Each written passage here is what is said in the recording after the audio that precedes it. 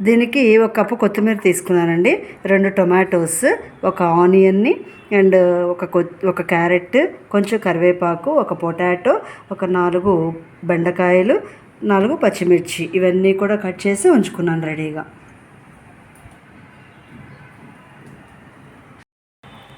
ఒక నిమ్మకాయంత చింతపండును కూడా నానబెట్టేసి ఉంచుకున్నాను అనమాట. హాయ్ అండి, గుడ్ మార్నింగ్. నేనైతే సాంబార్ ఇలా పెడతాను. మా ఏరియాలో జనరల్గా ఏంటంటే ఒక్కొక్కళ్ళు ఒక్కోలా సాంబార్ పెడతారు కదా, మేమైతే ఈ స్టైల్ చేస్తాము. కానీ అందరూ అంటారు చాలా బాగుంటుంది సాంబార్, బాగా పెడతావు అని చెప్పేసి అంటారు. సో ఈ సాంబార్ కూడా మీరు ట్రై చేసి చూడండి. మీ సాంబార్కి ఈ సాంబార్కి ఏమైనా డిఫరెన్స్ కనిపించి ఇంకో టేస్ట్ ఏమైనా డిఫరెంట్గా అనిపిస్తే కనుక, బాగా నచ్చితే కనుక కామెంట్ బాక్స్లో కామెంట్ చేయండి. అస్సలు మర్చిపోవద్దు, కామెంట్ బాక్స్లో కామెంట్ చేయండి బాగా నచ్చితే. ట్రై చేసి చూడండి తప్పనిసరిగా, చాలా బాగుంటుంది. ఫ్లేవర్ మారుతుంది, చాలా బాగుంటుంది.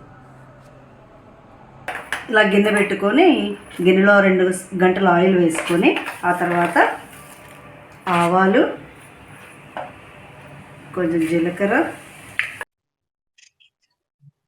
ఇప్పుడు మనం దీనిలో ఆవాలు చిటపట్లు ఆడిన తర్వాత మన కూరగాయ ముక్కలన్నీ, ముందు ఉల్లిపాయలు పచ్చిమిరపకాయలు వేసి మిగతా కూరగాయ ముక్కలన్నీ వేసేయండి. అలా వేసిన తర్వాత మనం టమాటాలు కట్ చేసి పెట్టుకున్నాం కదా, అవి కూడా వేయండి.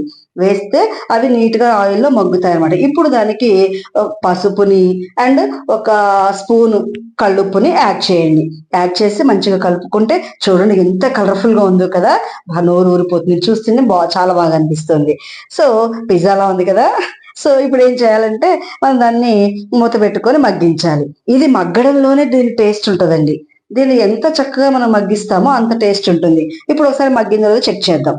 టమాటా ముక్కను తీస్తే అది ముక్క ఎలా ఉంది, గట్టిగా అలాగే ఉన్నట్టుంది, పెద్దగా మగ్గలేదు కదా, పీల్ ఆఫ్ అయ్యేటట్టు ఉండాలన్నమాట. సో దాన్ని ఇంకాసేపు మగ్గించుదాం. ఇంకాసేపు మళ్ళీ మూత పెట్టి మగ్గించి ఇప్పుడు టెస్ట్ చేద్దాం. మళ్ళీ టెస్ట్ చేస్తే టమాటా ముక్క బాగా మగ్గిపోయిందండి, పీల్ ఆఫ్ అయిపోతుంది.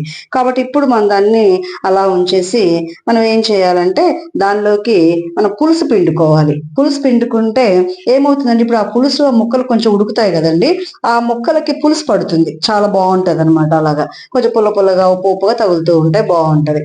సో ఇప్పుడు ఏం చేయాలంటే మనం ఆల్రెడీ ముద్దపప్పుని వేసుకున్నాం కదా కుక్కర్లో, దానిలో ఈ ఈనెలు కనపడుతున్నాయి చూడండి. ముదురు కరివేపాకు అయితే ఇలా ఈనెలు కనపడతాయి, ఈనెలు తీసేయండి. ఇంకా అదే లేత కరివేపాకు నుండి ఈనెలతో సహా వేసేయండి. ఎందుకంటే ఆల్రెడీ ఈనెల్లోంచి వెళ్ళిపోయింది కదా దానిలో ఫ్లేవర్ అంతా. ఇప్పుడు దానిలో కొంచెం వాటర్ యాడ్ చేసుకొని మిక్సీ వేసుకున్నాం. ఫైన్ పేస్ట్ లాగా వేయాలి. ఇలా ఫైన్ పేస్ట్ చేస్తున్నప్పుడే మనకు మంచి అరోమా వచ్చేస్తుందండి. ఆ టేస్ట్, ఆ స్మెల్ చూస్తేనే మనకు అబ్బా ఎంత బాగుంది అనిపిస్తుంది అనమాట. ట్రై చేయండి, మీకు కూడా అనిపిస్తుంది. సో ఈ లోపల ఈ ముక్కలు ఉడుకుతూ ఉన్నాయి కదా, దానిలో మనం ఇప్పుడు ఫైన్ పేస్ట్ మొత్తాన్ని దానిలో పోసేయాలి. జార్లో అడుగున పప్పు ఉండిపోయింది కొంచెం, దాన్ని కొంచెం వాటర్ పోసి దాన్ని కూడా యాడ్ చేశాను. ఇలా యాడ్ చేసిన తర్వాత ఒక్కసారి కలిగి పెట్టుకొని దాని కన్సిస్టెన్సీ చూసుకోవాలి. ఎలాగా అంటే మరీ జాడు పప్పులా ఉండకూడదు, పలచగాను ఉండకూడదు. అలా ఉండేలాగా కన్సిస్టెన్సీ చూసుకొని వాటర్ పోయండి. మరీ పలచగా ఉందనుకోండి దాని టేస్ట్ పోతుంది. ఇలా చూసుకోవాలి. ఇప్పుడు దానిలో ఒక 2 స్పూన్స్ కారం యాడ్ చేయాలి. 2 స్పూన్స్ కారం యాడ్ చేసి మళ్ళా మనం ఆల్రెడీ తరిగి పెట్టుకున్నటువంటి కొత్తిమీర ఉంది కదా, ఆ కొత్తిమీరను అందులో యాడ్ చేసుకోవాలి. ఇప్పుడు దానిలో మనం ఏం చేద్దామంటే ఉప్పుని మనం ముక్కల్లో వేసాం కదా, అది సరిపోదు కాబట్టి ఇప్పుడు ఇంకొంచెం ఉప్పును వేద్దాం. ఉప్పు వేసిన తర్వాత అవి నీట్గా ఇలా మరుగుతూ ఉంటాయి. ఇలా మరుగుతూ ఉన్నప్పుడు మనం చూస్తే మనకే అనిపిస్తుందండి, అబ్బా ఎంత బాగుందో, ఎంత స్మెల్ ఏంట్రా బాబు అనిపిస్తుంది. పక్కింటి వాళ్ళు కూడా మీ ఇంట్లో సాంబారా అని అడుగుతారన్నమాట. మన సాంబార్లో ఆయిల్ తేలిపోయింది, రెడీ అయిపోయిందండి మన సాంబారు.